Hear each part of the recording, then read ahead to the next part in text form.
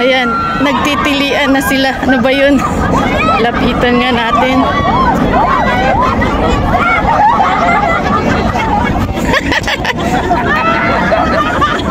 May pera sa basura. Grabe.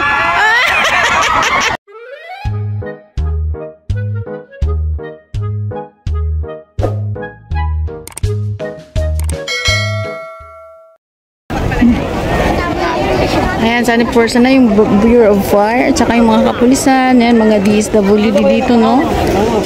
Ayun sila, grabe. Ayun guys, oh.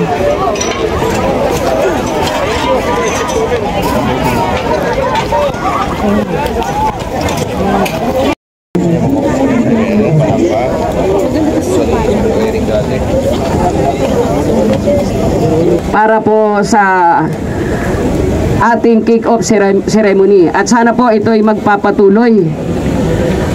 Nagpapasalamat po kami kay Secretary Benhur Abalos na nagbigay po sa atin ng oras at sa atin pong mga ibang ahensya na naririto po ngayon.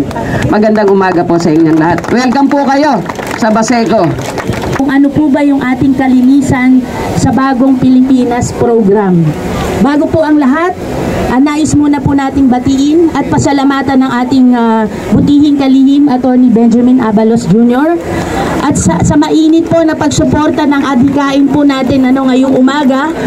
At ang katuwang natin mula po sa iba't ibang ahensya po ng gobyerno, lalong-lalo na po ang ating pong lokal na pamahalaan, ang ating pong punong barangay na naririto.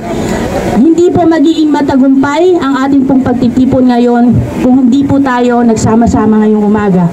Makasaysayan po ang araw na ito dahil ang napiling araw na ito po ay ang National Kick-Off Ceremony ng Kalinisan Program or Kalinisan para sa Bagong Pilipinas Program, na ang ibig sabihin po ay kalinga at inisyatiba para sa malinis na bayan. Dito po sa Baseco Compound, Barangay 649, Tondo, Manila, ay atin pong matutunghayan ang pagsasama-sama po ng iba't ibang ahensya ng gobyerno. Nabanggit na po kanina kung ano-ano yung mga ahensya na ito. Kasama po ang ating pamahalaang lungsod, ang ating pong barangay, at syempre po ang ating komunidad para sa matagumpay na paglulunsad po ng programang ito.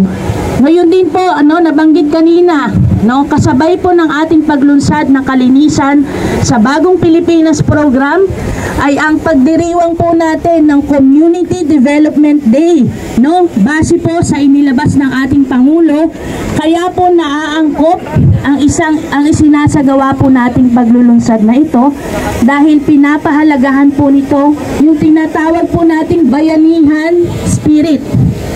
Bilang tugon po sa panawagan po ng ating Pangulong Bongbong Marcos para sa isang bagong Pilipinas, ito pong kalinisan sa Bagong Pilipinas Program ay atin pong ipinakikilala sa inyong lahat.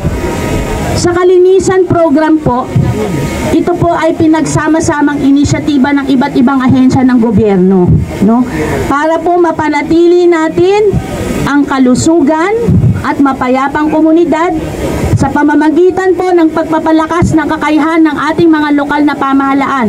Ito po ay isa sa mga mandato po ng DILG. So ito na pala yung kabila nito. Baseco Beach, yung kabila niya. So yun, grabe. Lilinisin nila, dapat yung nakita mo yun guys, puro basura yun, nagiging kumunoy na. Ayan, nagtitilian na sila. Ano ba yun? Lapitan nga natin.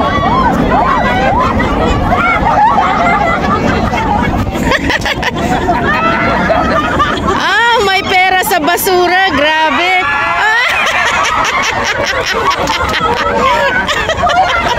Diba? Antindi yan, So, may pera pala sa basura. May pera sa basura.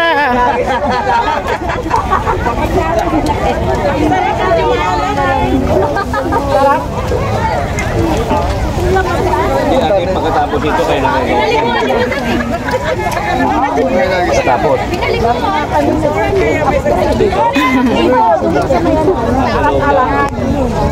So yun ate, patunay na may pera sa basura.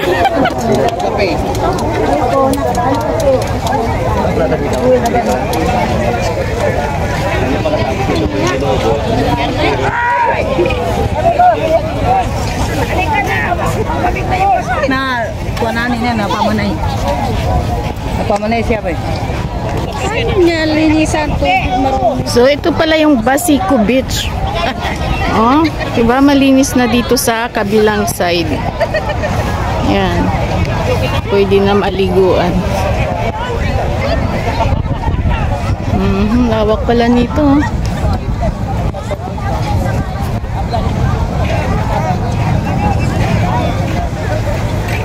So dito malinis sa kabila.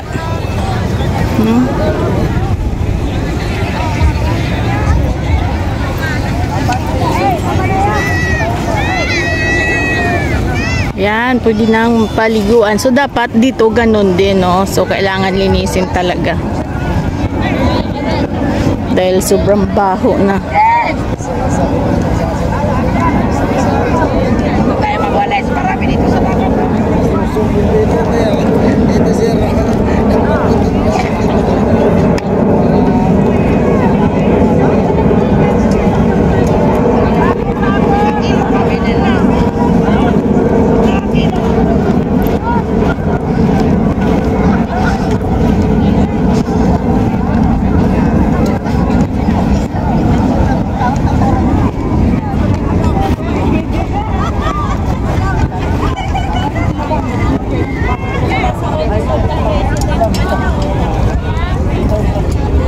Ayan, no, talagang sobrang ano na ate po, ano, mga ilang taon na ho kaya yan sa Tanchan yung mga basura na nandito?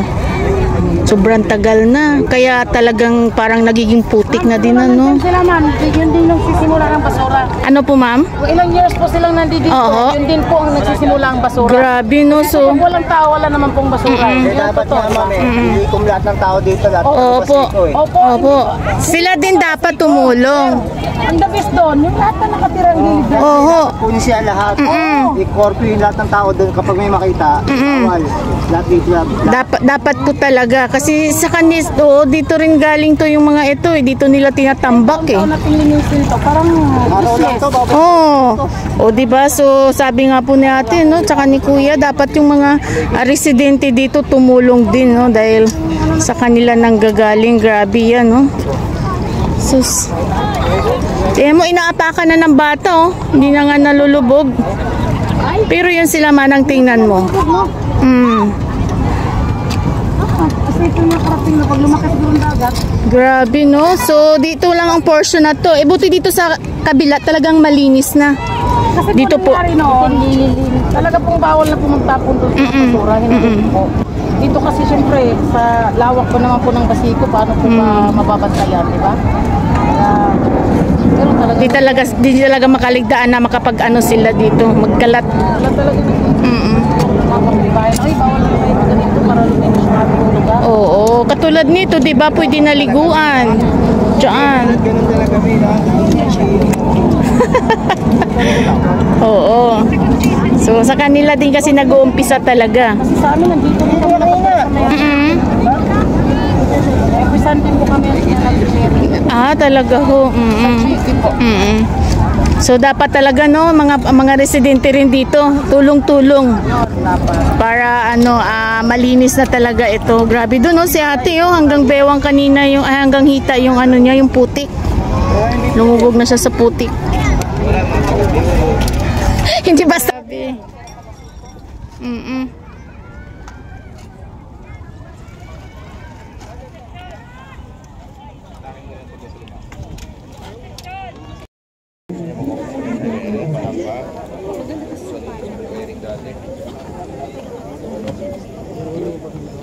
Dito po ang ating Undersecretary Felicito Balmesina, Assistant Secretary Elizabeth Lopez de Leon, Undersecretary Serafin Barreto, Undersecretary Lord Villanueva, Undersecretary Alfredo Bayan,